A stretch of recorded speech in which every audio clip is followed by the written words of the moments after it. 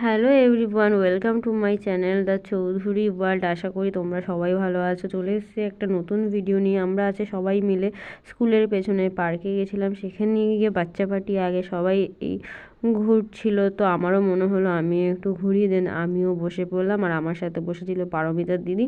তখন বোন এসে খুব বিরক্ত করছিল। তারপর ও চলে যাওয়ার পর আমি আর পারমিতার দিদি ওখানে ঘুরছিলাম, এবং বোন ওখানে দাঁড়িয়ে দাঁড়িয়ে হাসছিল যে এত বড় হয়ে আমরা কেন উঠছি, তারপরেও আমরা চড়বো। বয়স বাড়ছে বাড়ুক, মন তো এখনও বাচ্চাই আছে না, তার জন্য চড়াই উচিত। আর একবার সুযোগ পেলে কে ছাড়ে বলো। তো তারপর চড়তে চড়তে আমার চলে গেল স্লিপের দিকে নজর। তো সেখানে আমি স্লিপে উঠে আবার সেখান দিয়ে নামতে শুরু করলাম।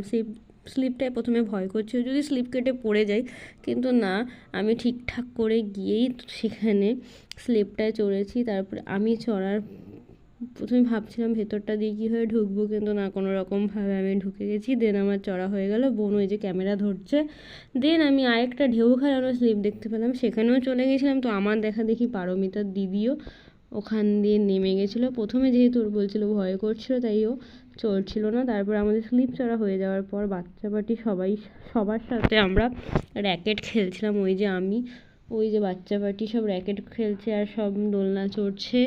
দেন আমাদের খেলা যখন হয়ে আসলো, তখন আমরা প্রথমে চলে গেলাম অরুণিমার বাড়ি। অরুণিমা হচ্ছে আমার বোনের বান্ধবী। তো এটা হচ্ছে অরুণিমার বোন, আমার কোলে এসে বসে আছে।